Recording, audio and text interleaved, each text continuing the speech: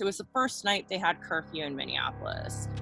I was lining up a shot through the tear gas, and then my face exploded. The first coherent thought I remember having is, shut your eyes and walk away from the goddamn cops. I threw up my hands. I started screaming, I'm press, I'm press. Protesters physically grabbed me. My goggles had been shattered and come off. And I remember somebody saying, just keep walking. We're taking you to the medics. We're taking you to the medics.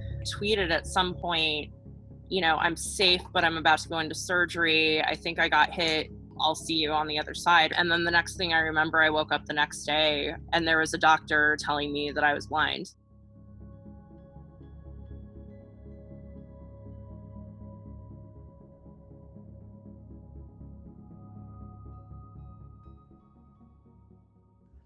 Yeah, it's very dark. It has to be dark because if it's any amount of light with me, like I'm having trouble focusing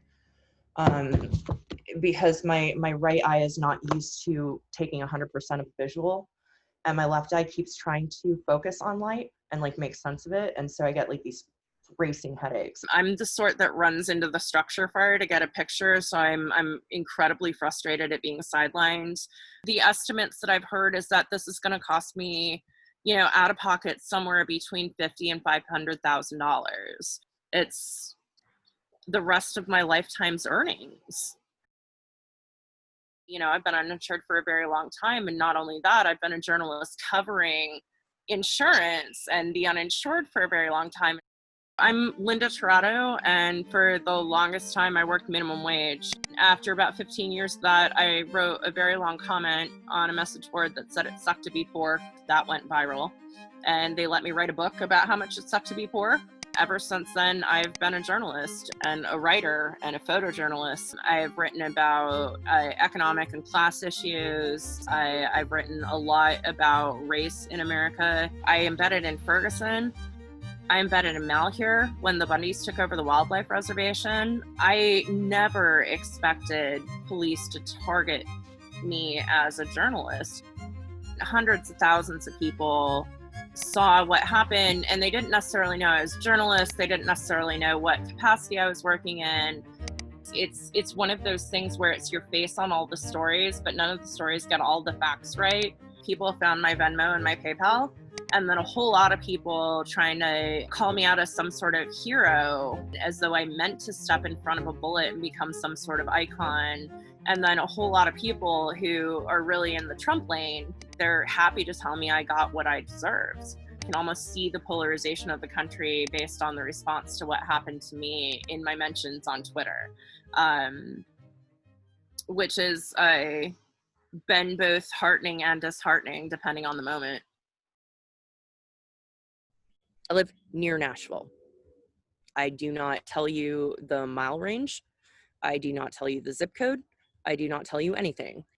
Women aren't supposed to talk about being on the internet because you're not supposed to give oxygen to trolls. When people knew what town I lived in, they showed up to my house with guns. 4 weeks ago, if I got a threat of violence or a rape threat, or somebody said, you know, I hope you and yours get killed and we know where you live, you know, I kind of knew the tone and tenor and the beat of those things. This has changed. I mean, it's only been a few weeks since I lost my eye, and so I'm kind of coming up against the backlog of my emails and my, you know, DMs and stuff, where people are calling me, you know, an enemy of the people and a threat to the nation. There's like tiers. A lot of people hiding behind whatever account saying, you know, you should have stayed there and let them shoot you again. And if I ever see you in my hometown, don't trust I won't finish the job. And then there's people who like detail their violent fantasies. They draft page-long emails in loving detail of what they would do if they were ever in range to capture you and what you deserve. And then there's the dudes or people who send you information nobody should know. You notice any interview I give is the same shot behind me of a, nondescript house against a porch and some trees. I actually ran down the bird calls. The birds that are native to the place that I live are also native to like 1,000-mile range. So you couldn't even target by the bird calls 1,000 miles of where I live. And it's a hell of a thing to have to do that. When I first went viral and they photoshopped my toddler's head onto child porn and they published that. Like my kid's face is child porn that people buy and sell.